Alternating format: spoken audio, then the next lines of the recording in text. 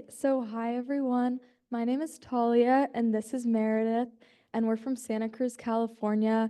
We go to Santa Cruz High School, and our presentation is on the impacts of modernizing the U.S. nuclear arsenal.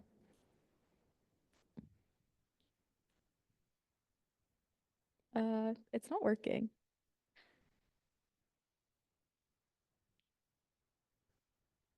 Okay, so we are in the Global Issues Club at Santa Cruz High School. We are a group of students eager to learn and make a difference, just like all of you guys. Some of our fellow classmates who helped with the presentation but weren't able to make it today are Kira McGlashan, Luca Adams, and Jada Kohlhauer. We appreciate their help. So, our student club has learned about the tragic bombings in Hiroshima and Nagasaki, and the atomic bombings are the only use of nuclear weapons in an armed conflict. And the 80th anniversary provides an opportunity to reflect on the devastating impact of nuclear war and the importance of peace. So, our project goal was to investigate military spending, specifically on nuclear weapons in the United States and other countries like China and Russia. Our main research questions we wanted to focus on were why do these countries invest heavily in nuclear weapons, and what are alternative uses for this money? So, with that said, we decided to focus on three main areas, which were the social, economic, and political impacts of military spending. So, the US military thinks that America's nuclear arsenal is outdated and unable to keep up with the modern weapons of our adversaries. To replace it, the country is working on a once in a generation project across 23 states that could pass $1.7 trillion.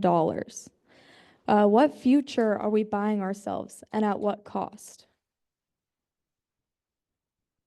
While researching, we stumbled upon a New York Times article that laid out information in a really eye-opening way, so we decided to use it as our case study. About 6 months of traveling to various cities in the United States was done for this article in order to discover how progress was being done for the Manhattan Project. In the article, we learned that at least 20 major projects are already years behind schedule and billions of dollars over budget.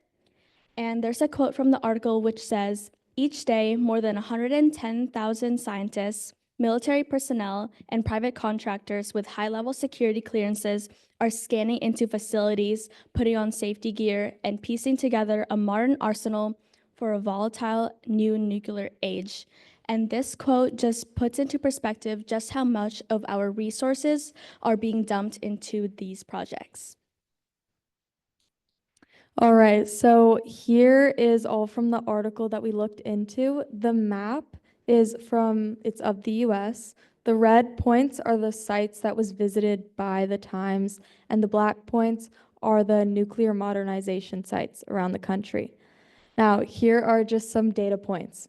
So 12 submarines are being built over 20 years at a cost of $130 billion.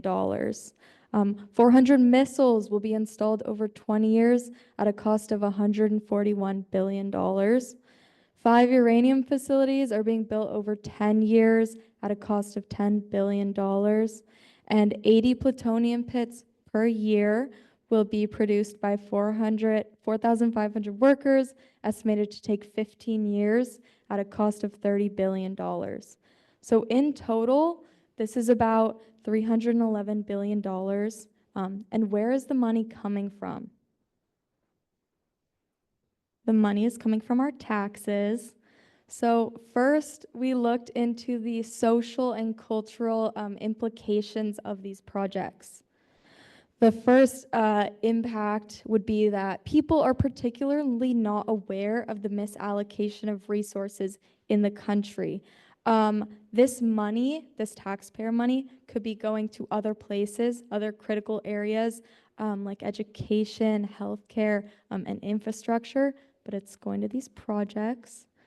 The next thing is that a particularly alarming cultural implication is the possibility of cultural desensitization to these nuclear weapons.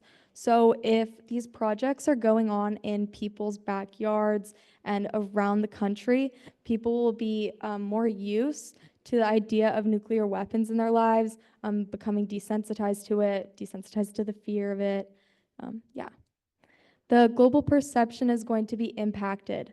So the rebuilding or modernizing of the US nuclear arsenal is going to impact global power dynamics and strains on foreign relations. What is it telling to our foreign allies that we're modernizing our nuclear arsenal? And then public distrust in the government.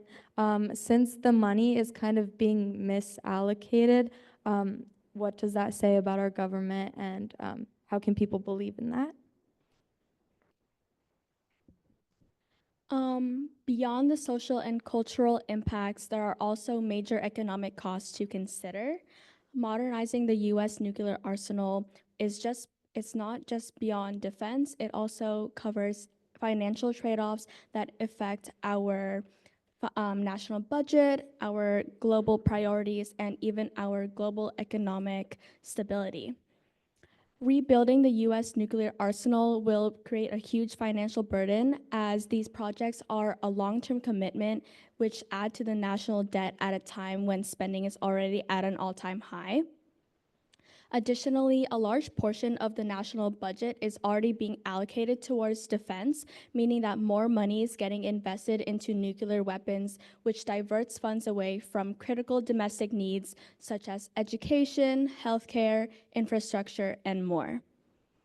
There's also risk of increasing global tensions because mobilizing the nuclear arms can cause an arms race, and it will lead to higher costs of global trade and disrupted markets, making it creating more uncertainty for businesses. All right, so the final thing that we looked at was the political and geopolitical implications of this. The first one is that this is a pretty politically polarizing issue in the US. It's kind of a controversial topic that we're modernizing our nuclear arsenal, and this can create more division in the country. The next one being that the threat of a global arms race and destabilization of global security. So, like some other groups talked about, if one country starts to beef up their nuclear arsenal, other countries will be incentivized to do the same, and we will end up in this endless loop of a arms race of countries holding power over each other from fear of attack. Then the final thing, impact of this is strain on U.S. foreign relationships and alliances. So rebuilding the nuclear arsenal could lead to other countries viewing the U.S. differently and causing reputational damage for the U.S. and stuff like that. Now, all of this is intense, so we have some proposed solutions. We know, we believe that the first step is shining light on the issue. If the public were more aware of these issues, like other groups have mentioned, that the disapproval could be louder and maybe change could be made. Student engagement is also key. It's our generation that is going to have to be leaders on these issues. And concerned students can get involved. You can ask questions, take your high school government classes, go to college to learn about the similar topics, and maybe even write to local representatives to voice your concern. And then our final thing is that when students are old enough, getting involved and voting for government leaders that are going to fund peace and projects like that. We also plan on presenting this to our fellow Santa Cruz High students because we want to increase our awareness and keep our classmates informed on these pressing issues. We also want to ask for their feedback and brainstorm more solutions together because staying involved is the best agent of change.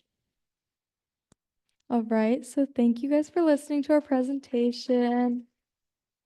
Oh, versus.